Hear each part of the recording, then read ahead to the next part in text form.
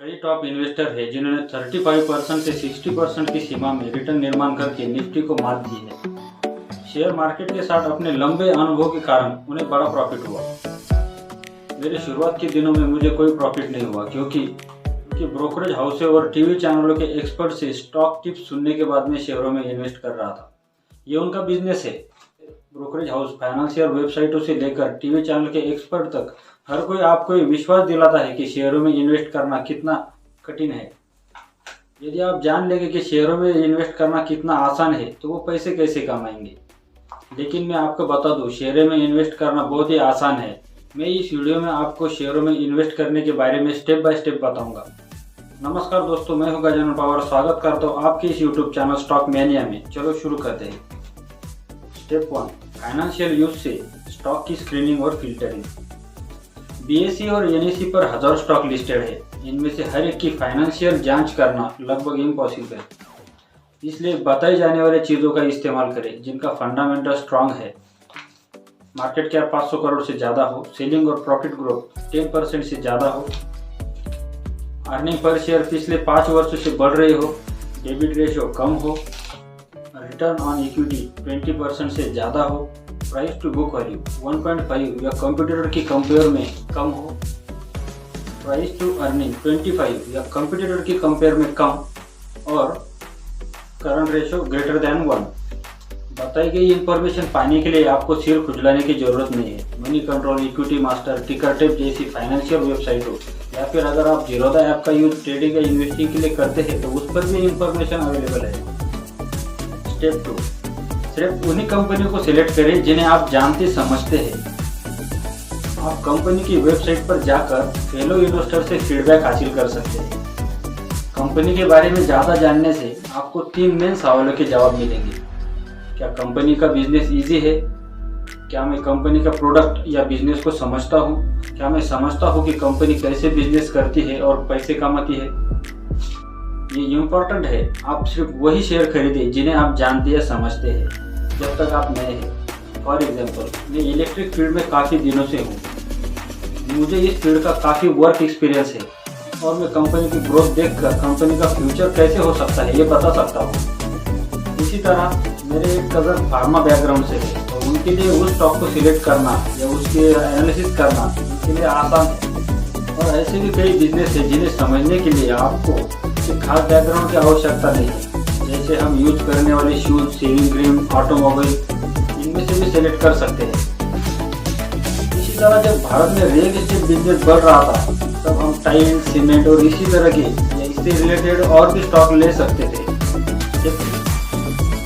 Sustainable mode कंपनियों की तलाश करें। ये काफ़ी नहीं है कि आप उन कंपनियों को सिलेक्ट करें जिन्होंने सिर्फ फाइनेंशियल एग्जाम पास किए और जिनका बिजनेस मॉडल समझना बहुत आसान है। कंपनी का क्वालिटेटिव एस्पेक्ट भी उतना ही इम्पोर्टेंट है। प्रोफेशनल ग्रोसरी में वो एडवांटेज है जो दूसरी कंपनी के पास नहीं है। इसकी खाई जितनी चौड़ी होगी, कॉम्पिटिटिव एडवांटेज उतना ही ज़्यादा होगा और कंपनी ज़्यादा टिकाऊ होगी। इसका मतलब है कॉम्पिटिटर को उस कंपनी को डिस्प्लेस करना और उसके मार्केट हिस्से पर कब्जा करना बहुत मुश्किल होगा। एग्जाम्पल के लिए एप्पल के पास strong brand name, pricing power, pattern और मार्केट की हाई डिमांड है जो इसे कंप्रेसिव एडवांटेज देती है, जो अन्य कंपनियों के खिलाफ बैरियर के रूप में काम करती है। स्ट्रॉन्ग एडवांटेज वाले ब्रांड का एक और इजी एग्जाम्पल पॉलीकैब, मारुति, फेविकॉल है, जिनका पब्लिक मेमोरी में बहुत बड़ा वैल्यू है। कई राज्यों में इनके विशाल डिलीवरी नेटवर्क और गवर्नमेंट से डिजिटलीकरण की जोर को देखते हुए इन्हें कॉम्पिटिटर को मार्केट से हटाना या डिस्प्लेस करना बहुत मुश्किल होगा। इसलिए स्टार्टिंग में स्ट्रॉन्ग कंपनियां सर्च करें। स्टेप 4, कम डेबिट लेवल कंपनी सर्च करें। बड़े डेबिट लेवल कंपनी के लिए हाई रिस्क पैदा करते हैं। ये जानने का तरीका कंपनी की बैलेंस शीट चेक करना है, जहाँ कंपनी की एग्जिस्टिंग लाइबिलिटी और लॉन्ग टर्म डेबिट लिस्टेड होते हैं। जनरली लॉन्ग टर्म लोन वो होता है जो 12 महीने के बाद पेएबल होता है और फ्यूचर लायबिलिटी में वो लोन इन्वॉल्व होता है जिसका पेमेंट ईयर के अंदर किया जाना चाहिए। लॉन्ग टर्म डेबिट कंपनियों को इन लोन को वापस करना मुश्किल होगा क्योंकि इनका ज़्यादातर पैसा इंटरेस्ट भरने में ही जा रहा है, जिससे मेन एम के लिए पैसों का यूज करना मुश्किल हो जाता है और इसी वजह से कंपनियों का दिवाला निकल जाता है। फॉर एग्जांपल ये टेक महिंद्रा की बैलेंस शीट है जो 2012 से 2016 तक घटते लोन को दिखाती है, जो कंपनी के लिए एक पॉजिटिव सिग्नल है। डेबिट लेवल हेल्दी कंडीशन में है या नहीं ये जानने का और एक इजी फार्मूला है, long term debit ratio equal total property. एक महिंद्रा की इस बैलेंस शीट से वैल्यू लेते हुए आप ये कैलकुलेशन कर सकते हैं। लॉन्ग टर्म डेबिट रेशियो जो 0.008 आता है, इसका मतलब है अपने फाइनेंशियल ऑब्लिगेशन को पूरा नहीं करने की हाई रिस्क। स्टेप 5, सही स्टॉक पहचानने के लिए फाइनेंशियल रेशियो ROE और ROCE का यूज करें। Warren Buffett and financial ratio, return on equity और रिटर्न ऑन कैपिटल एम्प्लॉयड का यूज करते हैं ताकि वो एक अच्छा सा स्टॉक चुन सके। इन्वेस्टोपीडिया के अनुसार ROE कंपनी की नेट इनकम परसेंटेज एक्सप्रेशन है, क्योंकि इसे स्टॉक होल्डर को वैल्यू के रूप में वापस किया जाता है। ROCE इस बात का प्राइमरी मेजरमेंट है कि कंपनी अपने पास अवेलेबल फंड का कितनी स्किल से यूज करती है। हाई ROE और ROCE वाली कंपनी फ्यूचर में वैल्यू ग्रोथ का सिग्नल देती है।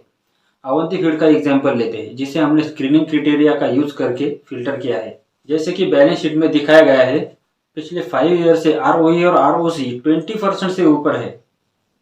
पिछले 5 ईयर में अवंती फीड्स के स्टॉक में 7000% तक की ग्रोथ हुई है, जिससे इसके इन्वेस्टर को बहुत बड़ा प्रॉफिट हुआ है। इसलिए स्टॉक सिलेक्ट करते समय देखें कि ROE और ROCE उस कंडीशन को पूरा करता है जो मैंने बताया है। स्टेप 6, ऑनेस्ट, ट्रांसपेरेंट और कॉम्पिटेंट मैनेजमेंट। पास्ट में ऐसे कई केस सामने आए हैं जहां कंपनियों ने इन्वेस्टर और सेबी को मिसलीड किया है, जिससे उसके इन्वेस्टरों को बहुत बड़ा आर्थिक नुकसान हुआ है। गूगल का यूज करके कंपनी का नाम सर्च करके ये चेक करें कि कंपनी के ऑफिसर्स के खिलाफ फ्रॉड की कोई केस है। उनकी प्रोफेशनल एबिलिटी और उनका ट्रैक रिकॉर्ड भी चेक करें। आप कंपनी की वेबसाइट पर एनुअल रिपोर्ट फ्री में डाउनलोड कर सकते हैं, या रिलेशन इंचार्ज को ईमेल करके एनुअल रिपोर्ट की कॉपी ईमेल से रिसीव कर सकते हैं। स्टेप 7, स्टॉक खरीदने का सही प्राइस। वॉरेन बफेट ने कहा है, प्राइस वो है जो आप पे करते हैं और वैल्यू वो है जो आपको मिलता है। मिनिमम अमाउंट में मैक्सिमम वैल्यूएबल कंपनी सर्च करें। कंपनी कितनी भी अच्छी क्यों ना हो, अगर आप स्टॉक हाई रेट पर खरीदते हैं और स्टॉक का वैल्यू फ्यूचर के अकॉर्डिंग नहीं बढ़ता है तो आप पैसे खो देंगे। सही प्राइस वो होती है जो स्टॉक के इंट्रिंसिक वैल्यू से काफ़ी कम होती है। फॉर एग्जांपल, मैंने इंडियन बैंक का स्टॉक खरीदा था जो 70 से 90 रुपए के बीच ट्रेड कर रहा था, जिसका एक्चुअल वैल्यू 250 रुपये कम से कम था। ये स्टॉक को पोर्टफोलियो में शामिल करने का अच्छा टाइम था। 1 साल से भी कम समय में स्टॉक 300 रुपये तक पहुंच गया। स्टॉक के इंट्रिंसिक वैल्यू का कैलकुलेशन करने का बेंजामिन ग्राहम का तरीका बहुत ही आसान है। V is equal to EPS multiply 8.5 plus 1 multiply G। यह V is equal to stock का intrinsic value, EPS is equal to earning per share last 12 month पर 8.5 किसी भी स्टॉक का कॉमन PE रेशियो माना जाता है। G यानी एक्सपेक्टेड एनुअल ग्रोथ रेट आने वाले 7 से 10 साल के लिए। एग्जाम्पल के लिए टाटा कंसल्टेंसी सर्विसेज को लेते हैं, जिसका market price 3118, EPS 1338। Compound annual growth rate का कैलकुलेशन इस फॉर्मूले से करेंगे।